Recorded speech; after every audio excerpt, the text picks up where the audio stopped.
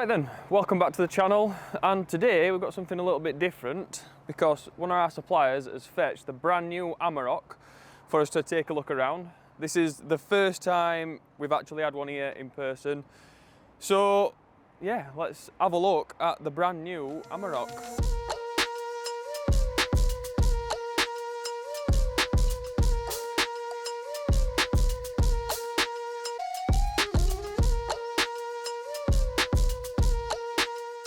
First impressions, well, it looks like an Amarok. I think it looks pretty good. In my opinion, I think it looks better than the old Amarok. It looks a little bit more aggressive on the front. Not sure what your opinions are. I think the divided opinion on this particular model is the engine and the running gear. So if you're not aware, the engine in this, although it is a 3-litre V6 engine, this one is 241 horsepower. It's actually made by Ford. As Volkswagen diesel specialists, you'd think that naturally we wouldn't be tuning this as it's the Ford engine. It's got a 10-speed automatic gearbox, but we are going to be tuning these. I think we'd be silly to miss out on the market of the new Amaroks. So in the near future, we will be doing tuning on this and some development work, new products, things like that. But yeah. What do you think of the brand new Amarok? So, like I said, externally, I don't think you're getting many Ford vibes. Not to look at it anyway, it's still very Volkswagen looking, very modern. We'll take a look inside as well at the interior.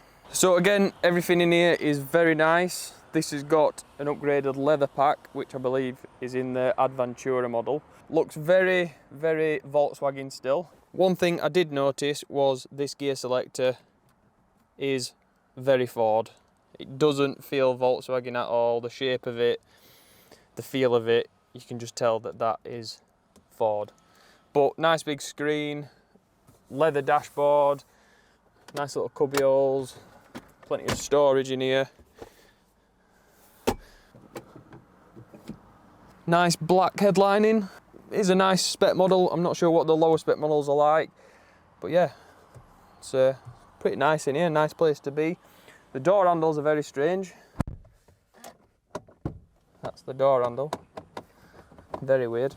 Another quite strange, well, uncommon feature in most cars, but pretty good one, is this. Got a nice 230 volt plug socket in there. Something like this, nice feature. Obviously you've still got your 12 volt ones. Quite a bit of leg room for a cab. Plenty of room in the back. There's no bed liner in this. I'm not sure if most models come with a bed liner or if it's an optional extra. What you need from a pickup, somewhere to put your cup of tea or your coffee when you sit around not doing much on building sites. Nice turn down tailpipe. It's looking pretty new under there at the minute. I reckon if we did this video in another year's time, it will not be looking like that. And then onto the engine. So like we said, this is a Ford motor, still a 3-litre V6. Strangely, you can just about see the turbo down there, which for a V engine is quite strange that it's all the way to one side. On the other side, there is no turbo, but you can see the EGR cooler. It does look quite small and compact compared to the Volkswagen V6. I'm not sure how many components under this engine bay are actually Volkswagen and actually Ford, but the main thing, the motor's Ford, the 10-speed gearbox is Ford, the majority of that area is Ford. So we've had a quick look around the Amarok. Let us know what you think. Do you prefer the Amarok? Do you prefer the Ranger, which obviously shares the same platform and engine gearbox? For me, being a Volkswagen guy, I'm Team Amarok. But yeah, while we've got this here, I think we're going to just take it out on a quick road test and see what it drives like. You know what you're doing? Yeah. You want to put your seat down or not? Not like you can put on. They're quick. Electric seats are a lot quicker than VW ones. Remapped. It won't let you drive off. Danny had a key in his pocket and he went upstairs. It won't let me drive off when the key won't detect it, so that's an half-decent feature. First thing I've noticed, the gear selector. It's Ford. Yeah, I mentioned horrible. that. I've already mentioned it's very Ford. Have you felt how like quick it clicked between? Yeah, it's not nice. Like you go from park, you're in park, you press button to go to reverse, and you end up in neutral. It's like. Did you ever jump in Baker's Mustang? No. Felt the same. It feels cheap. Where bottle holder is, it's like. It is a big bottle. It's in way. Take bottle out for now. Keep all the bottle.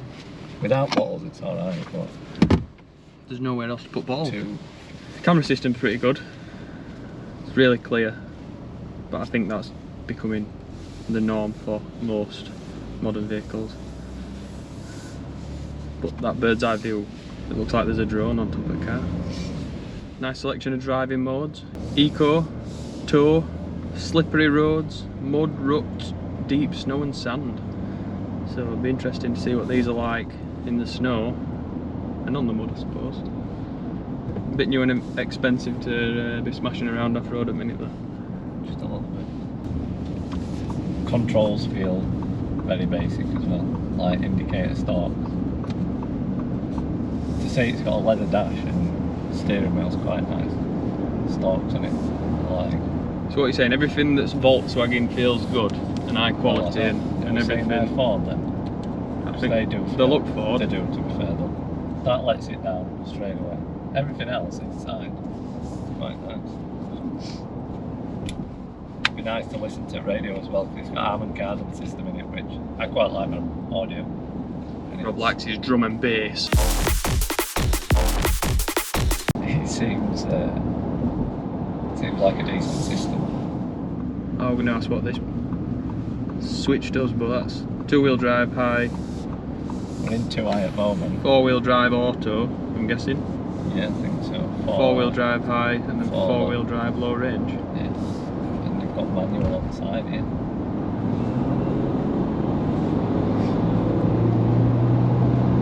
Got turbo boost as well. 1.6 miles. To be fair, it's not slow. It'd be interesting to see what these weigh compared to old ones. Yeah. I'm sure we'll be able to put that up and put it in video.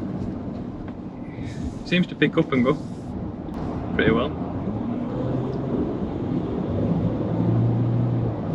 Runs out and both at about 3.5 grand left.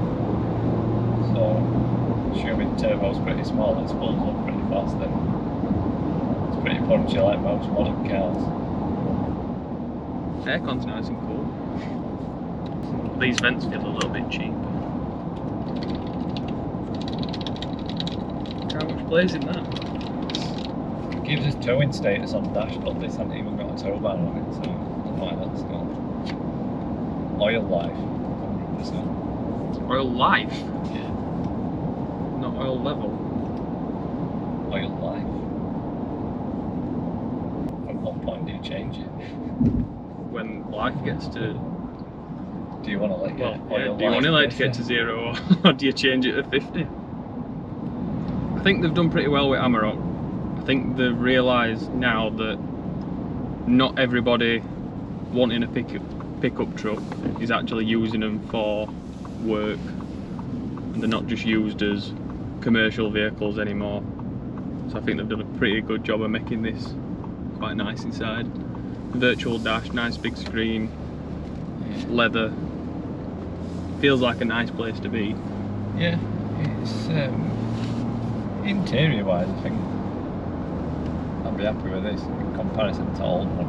It's just build quality and scope for performance upgrades for us. I think we're going to be limited. From where I'm sat, I just feel like I'm in like a new Touareg. Don't feel like I'm in a pickup truck, a work truck. MPG's not looking promising, because we're averaging less than 20. Would you go out and buy one? Won't be my first choice, not this much money, put it that way. Well, we've had plenty of customers who've got them already, and no doubt plenty of people will buy them. Be nice. We've not got this one for very long, so we'll take it back now and see if we can get one for, or borrow this for a little bit longer, or actually get one for, put some decent miles on it. That dash looks like biggest square.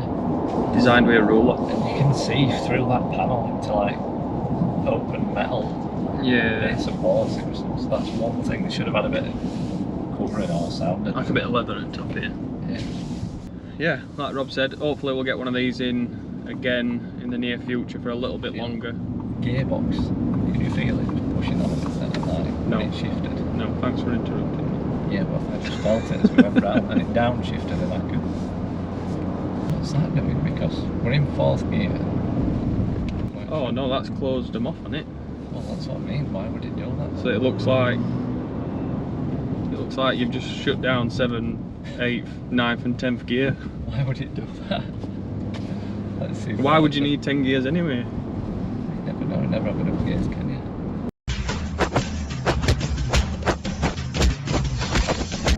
We'll look into it. If you know what that feature's for, why you can close off some gears, comment below.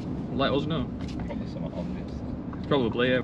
So like Rob was saying, we're hoping to get one of these in for a little bit longer to allow us to develop some parts for it. Hopefully we can unlock these ECUs soon and be able to offer some tuning.